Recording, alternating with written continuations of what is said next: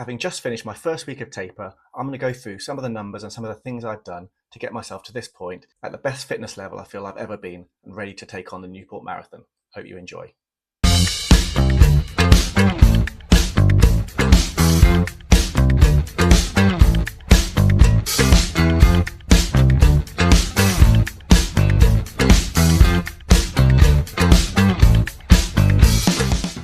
We've got under 2 weeks to go until the Newport Marathon, and I'm feeling fitter and better than I've ever felt. I've had a personal best in the half marathon, I've been running more quickly in track sessions, and I feel like I'm in a really good place. But the best thing is that my body has held up to the training. Now, my 2 previous marathon builds, I think I've overdone on the mileage and the intensity, and I've gone into the marathon feeling a little bit injured. So with the first one, I had an Achilles injury, and the second I had a slight injury on my shin, so it's kind of shin splinty kind of thing. It wasn't that bad and didn't stop me from running, but it was something that I noticed as something that really stressed me out in the last couple of weeks coming up to the marathon, which wasn't good. I've managed to not do that this time, and I think there's some really important reasons for why that is that I'm going to go into. So I'm going to look at the mileage I've done, I'm going to look at the shoe choices, I'm going to look at races I've done, and I'll look at the general training and how I've structured that and how I haven't used a specific nailed on plan. I've done my own thing. So here's my year to date figures from Strava. So that goes from the start of January. It's quite useful because that's when I started. Well, I started about the second week in January, but we'll count it all for ease, so I don't have to mess about. So I've got 146 runs there over the 14 weeks. So that would be over 10 a week, but I do split up my warm-ups and warm-downs on some runs, and there are times when I do 2 a day. But realistically, I normally run about 6 to 7 days a week. So in the early part of the block, I was doing 6 days. And then since about the middle of February, I've been running 7 days a week.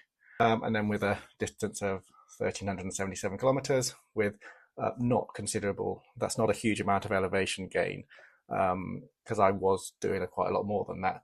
But I have cut down quite a lot of the hill running that I've done in the area just to try and save my legs a little bit. If we have a look at the last 12 weeks as well, when I was properly into the training, I had some really consistent weeks, going over 100 up to 120. Little down week where I went on holiday, but apart from that, it's I've really been putting in the mileage and really being nice and consistent and staying fit, which is really, really important. Since January, I've had 4 races. I've done the Welsh Cross Country Championships. I've done a Gwent League in Chepstow. That's another cross country race, and I've also done the Gwent League Park Bryn Bach, which is a really interesting one. If you look at my average pace there, 5 minutes 27 per kilometre. It was an absolute mudfest, hilly madness. I'm not amazingly good at cross country, but I think it's a really good thing to do just for the team aspect of it, and also it's really good training that core and just generally wobbling around all over the place and trying to get your form right to go through the mud rather than dancing around it like I like to do. I also obviously did the Great Welsh Half, which I got my PB in, which is a really good race. So if we look between those, I think the Bryn Bach was a week before the Great Welsh Half. So I went from my slowest race I think I've probably ever done to my fastest half marathon. So it just shows you there's different types of fitness and different ways of doing things. I tend to use the cross country as a bit of a tempo session, so I don't necessarily go all out because I've normally got a long run the next day or something like that. But it's still a hell of a workout. And to be honest with you, I'm not sure how much faster I'd go if I really grafted anyway. In terms of the shoes that I've used, out of just under the 1,400 kilometers that I've done, the main workhorses have been the Super Blast 2, which has done 420 kilometers, and the Evo SLs, which have done 310. Now the Evo SL I use on the treadmill, and that is a significant change to what I've done previously.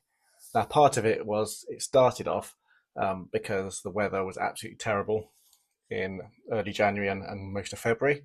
So if it was windy and raining outside, I'd just go on the treadmill and get the easy miles done there. And what I found was, with doing the easy miles in that way, my legs recovered a lot more quickly because it was more controlled. So I tried not to do too many sessions on there because my treadmill doesn't really go fast enough, and also it isn't the same as doing it outside, I don't feel, and with the uneven terrain and the wind and the rain and various things, because that's more likely what it's going to be like on race day. But at the same time, doing the easy miles on there meant my body was much more protected, and I felt I took less out of myself, and I could just set the pace and stick to that, watch something on Netflix or whatever, or YouTube, and not really worry about things. Because what I do find is sometimes trying to keep the pace easy can be quite hard outside, because especially if it's bad weather, you just want to get home and get it done more quickly, which then has a knock-on effect to your next session. The other mileage I've done mainly in all of the carbon plated or plated shoes. What I try and do is I try and only do I'll do my track sessions and sometimes my long run sessions in carbon plated shoes. Apart from that, I don't use them at all because I want to keep my legs nice and fresh. And also sometimes if you do your sessions, if you always do your tempo sessions in carbon plated shoes, I feel like you don't get the benefit in the actual race. So as I said, I've done most of my runs in the ASICS Super Blast 2, which you can see here. Now these have actually got, so I've done 450 odd in this marathon block. Now these have got almost 900 kilometers on them. And as you can see that they do not look that worn at all. I mean, there's not a huge amount going on. There's a little bit of scuffing on the outside here, but apart from that, that is, as bad as it gets. They still feel, they still feel brand new. There's a second pair of these I've had. It's the only shoe I've ever bought a second lot of, and I won't be changing it anytime soon. I know there's a new version out, but they say that it's a bit softer. So I'm not saying I'll never buy it, but at the same time, I like a shoe that's a little bit harder. So although there's a huge amount of foams, a huge amount of cushioning, it doesn't feel soft. You don't kind of sink into it. A lot of people say that you can use these for the faster sessions as well. I don't tend to do that because they're just a little bit heavy.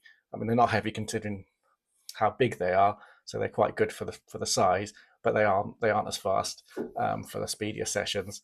So I don't use them for that. I'll just use them for my easy running, and might pick it up a little bit, but not particularly. But I'd really recommend these, and they're just really good for me and the way I run. And if I was telling my previous self and giving myself a bit of advice about shoes in general, I went a little bit crazy buying a lot of shoes early on. I've not been running for that long, and I got sucked into the whole shoe tuber, watching everything. This is going to make the extra, this is going to give you an extra bit of speed. This will. Now, there are undoubtedly difference between the different shoes, and some of them do feel really good and can make you a bit quicker. But at the same time, it's the training that matters. This time, I've structured my marathon plan very differently. The first two that I did, I used on and off, used Runner, the online app, to do my marathon training. Now, I found that really rigid, and I think some of the paces were too fast. I didn't really enjoy using it. So this time, because I've got a bit of experience of what worked and what didn't work, and it's quite good because it does give you some examples of training to do. What I did was I just did my own plan based on the mileage that I'd done previously, but really looking at really periodizing the training so I'd made my easy days properly easy and my structured sessions. So I was able to do them in a way that worked really well. The one thing I did was I just committed to going to our Brecon AC track sessions on a Wednesday as often as possible. And that has made a real big difference because you just go, you train with other people, you get a bit more out of yourself. Coach is really good. It really helps, and I think that's really given me that structure to get that top end speed up a little bit to make my marathon pace feel a little bit easier. And then all I did was I then just put in another tempo session a week and then a long run. The rest of it was easy running. It really is as simple as that. What I've also done is where I've done cross country races, I would just use them as a tempo. So I'd drop the tempo session from that week, use that as the tempo session, then maybe not do such a hard long run on the Sunday. It really is as easy as that. And I've just stuck to a good structure and not tried to overwork myself, because previously I would have added the races in as well as doing sessions and I was just never really recovering. The biggest thing that I check is my resting heart rate. So if my resting heart rate overnight goes down to a certain amount, that's really good. If it goes up higher, then I know I need to maybe back off the next day. And I'm just being much more honest with myself about how I feel. So now if we go into the latest paranoia, I'm just back from a run, and what I can say now is that I had pain in both sides of my knee, in my ankle, just kind of at the top of my foot on both sides was feeling stiff, and a little bit down the side of my leg as well.